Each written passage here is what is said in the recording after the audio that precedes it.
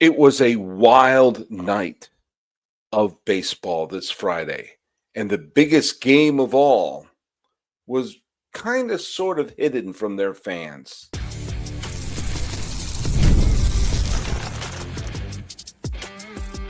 You are Locked On MLB, your daily MLB podcast, part of the Locked On Podcast Network, your team every day. Hello, baseball fans, and welcome to Locked On MLB, part of the Locked On Podcast Network, where it's your team every day. This is the daily podcast. We talk about all of Major League Baseball. I'm your host, Paul Francis Sullivan. Please call me Sully. Today's episode is brought to you by our good friends over at FanDuel. Right now, new customers can bet just $5.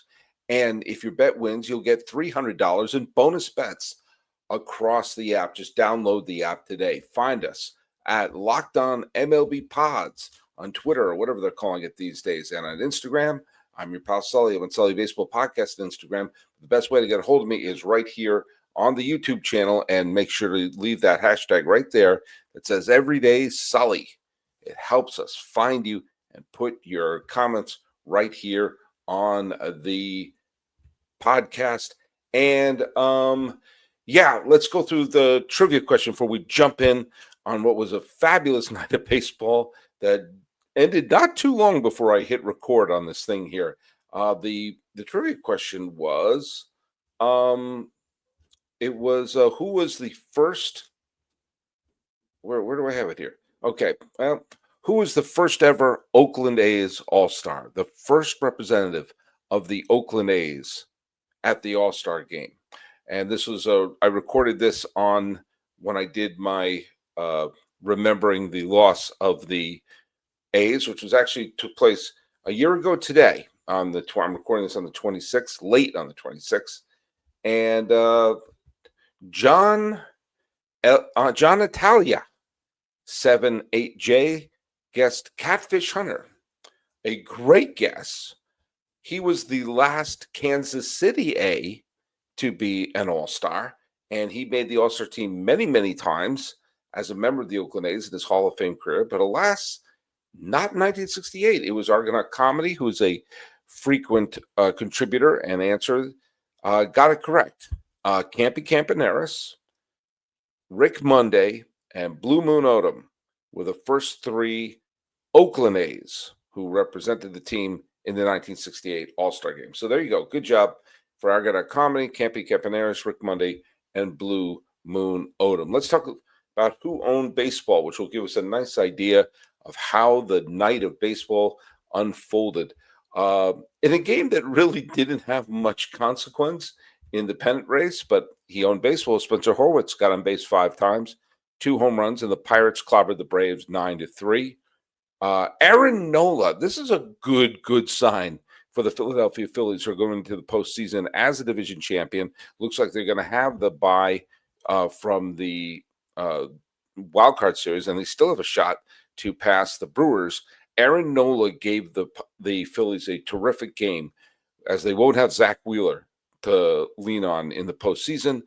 8 innings, 2 hits, 1 run, no walks, and 9 strikeouts as Philadelphia beat Minnesota 3-1. If Aaron Nola is going to pitch like that, Philadelphia is going to be really, really tough. Hey, a wrench was thrown into the system for a team that was hoping to get a little distance and make their playoff situation a little more secure. Jack Leiter struck out 10 Cleveland batters in 7 innings. He only walked 1, and the Texas Rangers won 7-3. The Rangers are not going to win piddly-poo this year, but they may take Cleveland down with them.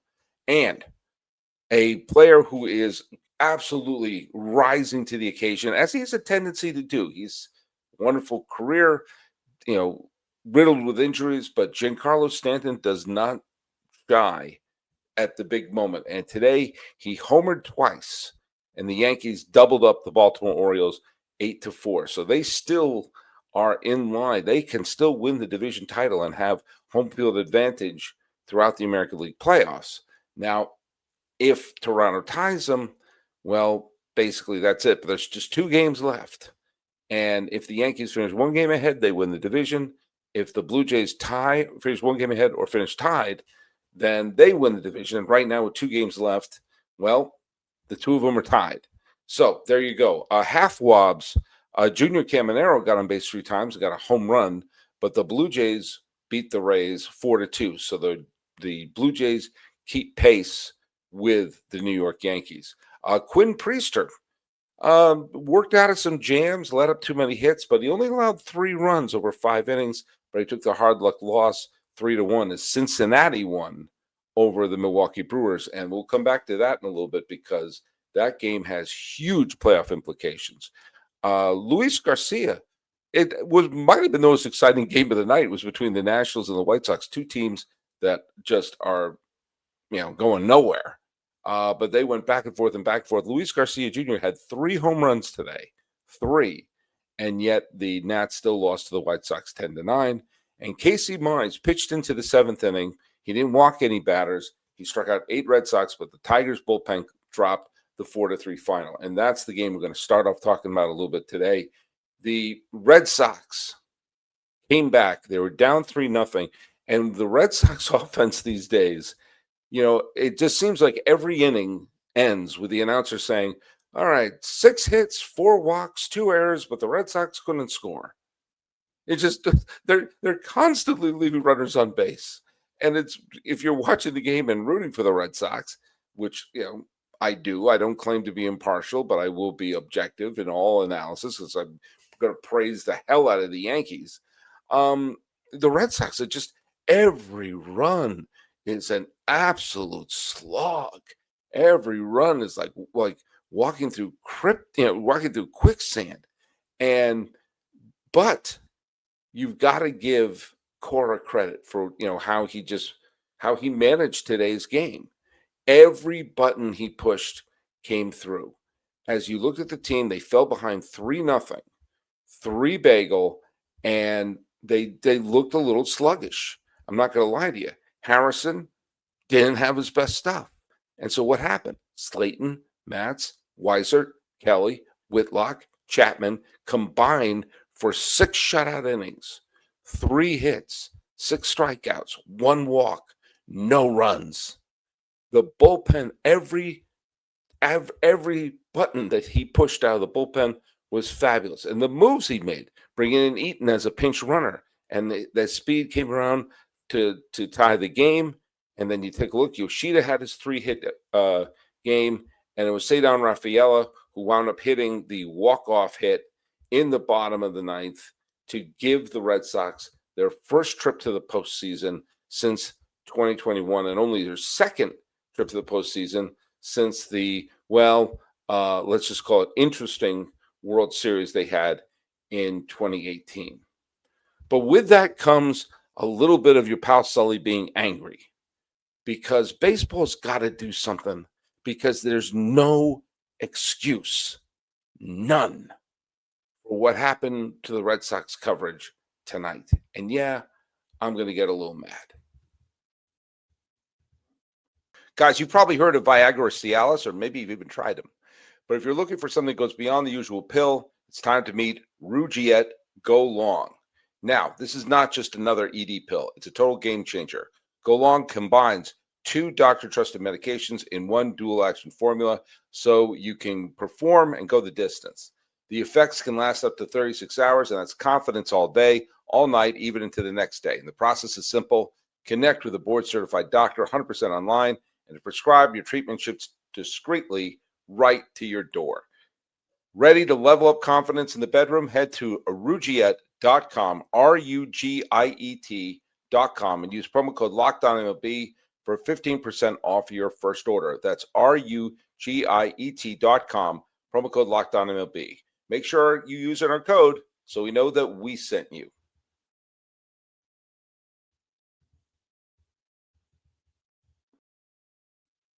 The Red Sox had an opportunity to clinch a playoff spot tonight. They did so in an absolutely thrilling game that included a walk-off double off the wall and a great celebration. And it was set up in a way that virtually every Red Sox fan couldn't watch it. Even if you subscribed to the MLB package, You didn't have access to it. It was on Apple TV. Okay. Baseball wants to get in bed with Amazon. They want to get to bed in Apple. They're chasing the money. I understand that. And Apple wants to have some sort of national TV, coverage in terms of the way that ESPN used to do it. I understand. But the fact of the matter is, you can't have a clinching game and hide it. You can't put a team who's on the verge of going to the postseason in one of the true baseball mad fan bases and tuck it away. I guarantee you, from Medford to Weston to Waltham to Brockton to Hingham to Millis to Amherst to Woonsocket, Rhode Island, to Milford, Connecticut, to Boothbay Harbor, Maine, to Jamaica, Vermont, to Manchester, New Hampshire. If you turn left on Spitbook and right on Daniel Webster, you'll be hearing people going, "Where the hell is the damn game? Where's the Sox game? I'm on Nesson. I don't know. Try ESPN. It's not on ESPN. Maybe MLB Network. Where the hell is it? Where's the damn game?" And as people are having their Papagenos and their Dunkin' and their fried clams and their Buzzy's Fabulous roast beef, sitting there having a tonic and saying, where's the damn Red Sox game? And it was on Apple TV, something that very few people have. And I'm sorry, if you're gonna, I'm not anti-capitalist here, but this is when baseball needs to have the platinum subscription where you pay a little extra and you can get it no matter what platform it's on. You're really going to be in a situation where you have so many people who are going, I want to watch the Sox clinch on a Friday night, the last Friday of the season, and you tuck it away behind a paywall. I guarantee you there are so many people throughout New England who wanted to watch this game but couldn't. And now, if you use the rule of 7, take a think about it was 2018 was the last time the Red Sox won the World Series. The last time they went that far. And they've only been in the playoffs once since that, well, let's face it, somewhat maligned championship because they were doing some shenanigans. But what year is it? What year is it now? It's 2025. Now 2025, and then the 2018 World Series was it was 7 years ago. Everyone 14 years old and younger, they're basically 13 years old and younger in New England, they don't remember the 2018 World Series. They want their own team to root for, and they cleaned house from that 2018 team. They may have a vague memory of the 2021 ALCS. But this is only the second trip to the postseason that they've had since that. So it's not since the 2018 World Series. So it's not a regular occurrence. And it's on a Friday night. And what do? It's tucked away. Have the platinum subscription where you pay a little bit extra and you can get it from any platform.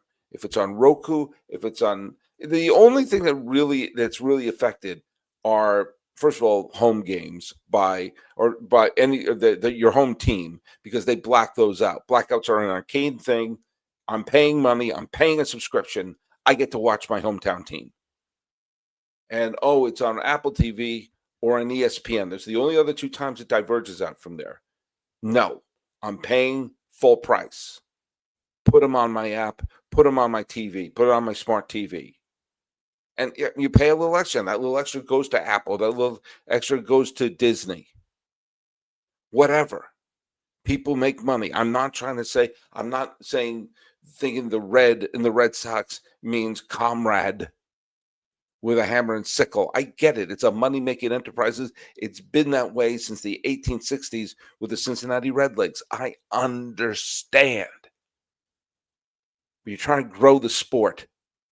And this was going to be the highlight of the year for Boston fans. Because let's face it, this Red Sox team's not going far in the postseason unless they pull an absolute stunner. I mean, yes, Crochet will probably win his games. And who knows, they may make it to the division series if Crochet wins their game and they split the next two. Yeah, it's possible. I don't see, and the American League is wide open. So yeah, a team like Boston could get hot. And they've got a smart manager anyway. But this is probably going to be the big highlight of the year. And it was a thriller. So make sure that people in Medford, in Danvers, in Arlington, in Belmont, in Everett, and in Chelmsford, and in Charlestown couldn't see it. Smart move, baseball. Way to grow the sport. Stupid. By the way, all right, I had to do that rant because I cannot believe this is still happening. I absolutely can't believe this still happened. Hey, do you know who put their thumbprint on the pennant race? Mike Trout. Mike Trout put his thumbprint on the pennant race. The Angels are out of it. The Angels are not a good team. The Angels are probably not going to be a good team next year unless they do something drastic. They're going to have to make a managerial change.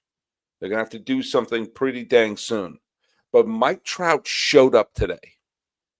The Houston Astros are in Anaheim, right down the 5 from where I'm sitting right now. And the Astros are in trouble. The Astros are in big trouble because they first of all, they cannot win the West. The West is not up for grabs. And just 16 days ago, they were in first place by themselves and thinking maybe they can take a run at getting a bye from the wild card series. Well, right now, the Mariners have clinched the division, and they're on the outside, and the Astros are on the outside looking in. And a Tiger win and an Astro loss will eliminate the Astros from the playoffs. And it was a little bit of a back and forth game between the Astros and the Angels. And Mike Trout hit 2 home runs. It was vintage Mike Trout. And his second home run came in the 8th inning with a tie game. And the Angels took the lead and won the game. So now going into the last Saturday of the season, the Astros are a full game behind the Detroit Tigers. Now, do the Red Sox have much of a motivation? They're in the playoffs. I think they should put Garrett Crochet in carbon freeze and put him in Boba Fett's ship for a while and unthaw him before game 1. I don't want him to touch anything. But the Red Sox could win again and get themselves tuned up and be in Detroit. But losing this game, if you're an Astros hater, and there are a lot of you out there, it is now a much larger than zero chance that the Astros could be eliminated. They could be eliminated tomorrow. And Mike Trout showed up. And I love Mike Trout for that. I love Mike Trout that he didn't phone it in, and he's not having the great year that people are used to him having. He's not having a superstar season, but he showed up. And with that, the Astros, well, they got to be in panic mode. I don't think they can afford to lose a game. There's only 2 left. And for those of you who love to boo the Astros and say, I don't want them even in, well, your wish very well may be coming true. And you should give a nice big fruit basket to Mike Trout. The NFL season is here, and FanDuel is making sure you're ready for kickoff with a can't-miss offer. Right now, new customers can bet just $5, and if your bet wins, you get $300 in bonus bets to use across the app. Now, I use FanDuel, and many of you use FanDuel because it caters to how you like to bet. Player props, building a same-game parlay, or even jumping in live as the action unfolds. It makes every game more exciting, whether you're watching your team or just keeping an eye on your fantasy lineup. It's quick, it's easy, and it's the best way to add a little more energy to your Sundays. So you ready to play? Download the FanDuel app now by visiting FanDuel.com to get started. That's FanDuel.com to place your first $5 bet. That's FanDuel,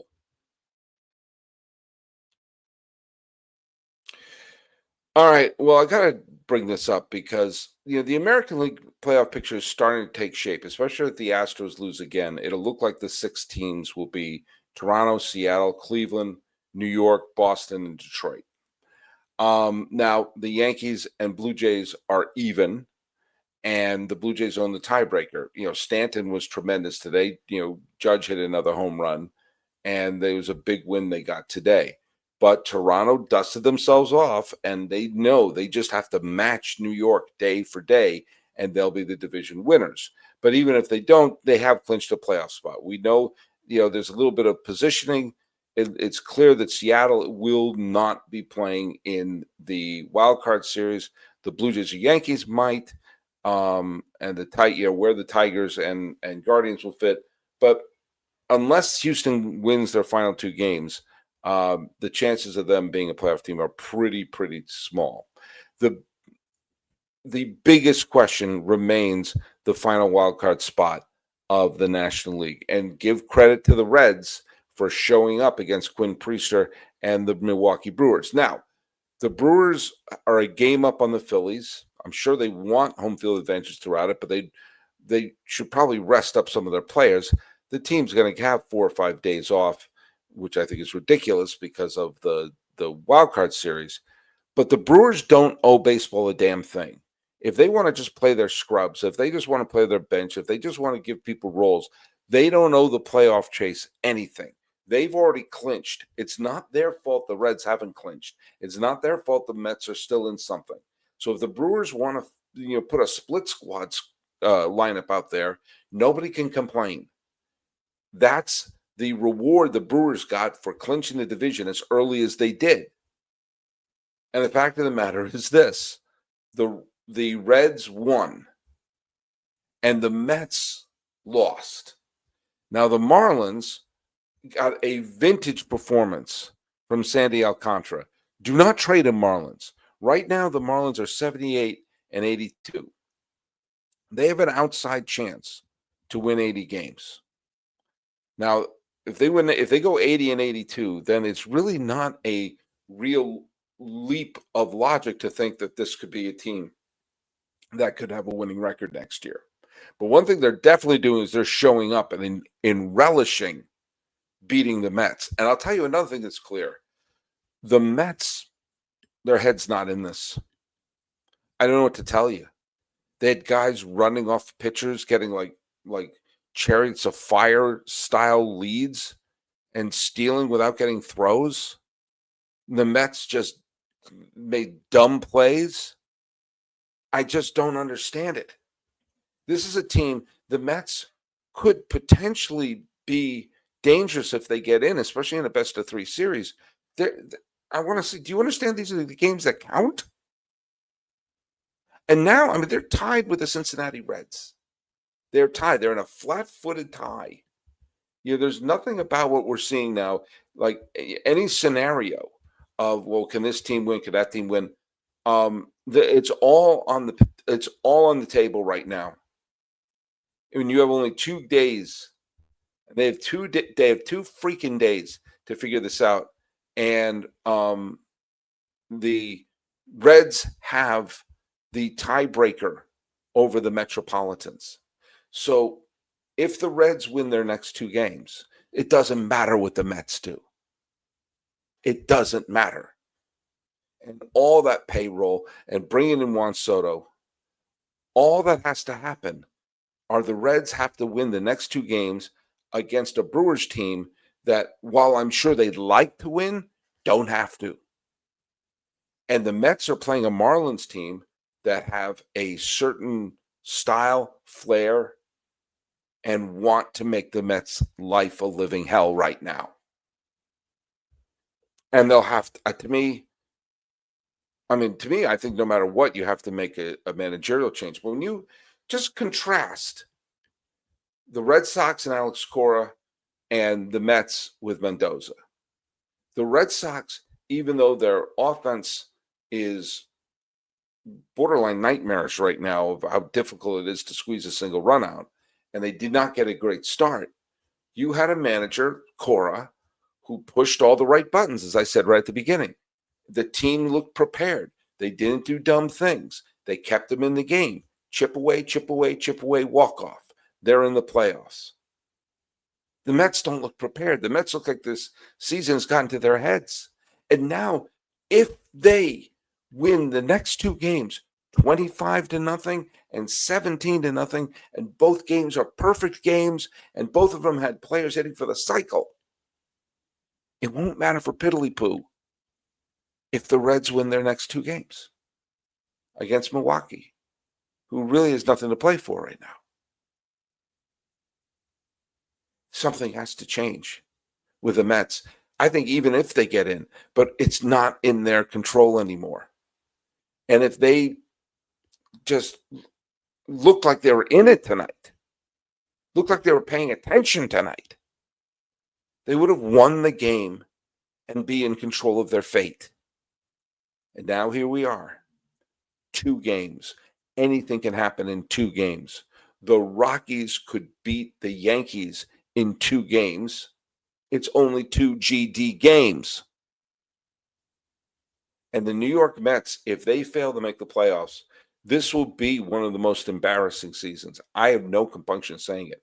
With the payroll that they had and the huge acquisition. Now, I said at the beginning of the year, I didn't buy them. That's why I didn't pick them to go to the playoffs. I didn't buy their pitching. And I stand by that. Their bullpen is gassed right now.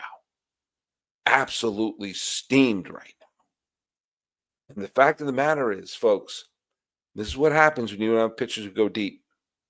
This is what happens when you say, hey, 2 times through the order, well, then let's bring in a reliever. That works great on PlayStation. It doesn't work great in reality.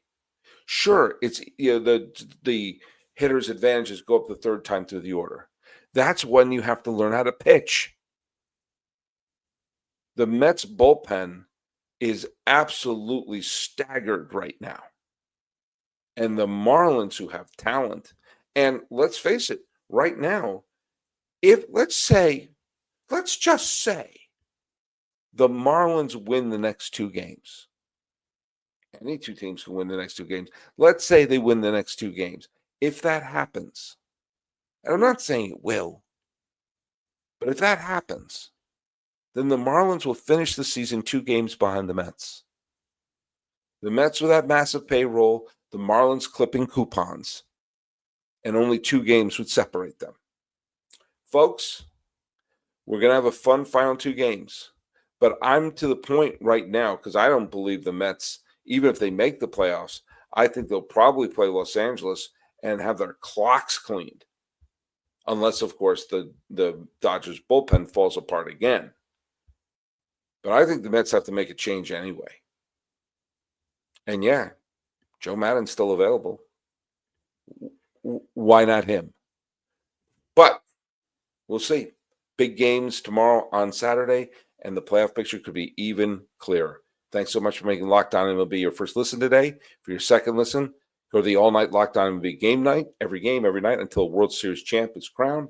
Get local analysis on a national scale. Find MLB Game Night right here on the Locked On MLB feed on YouTube, wherever you get your podcasts. And let's go through the trivia question. Trivia question is this. Who actually should be who are, all right, I'm going to, you know what? My mom is watching this, and quite frankly, I can't, she would not be able to be happy with her son with such a absolutely egregious grammatical error. Who are the only Chicago White Sox players to win postseason MVPs?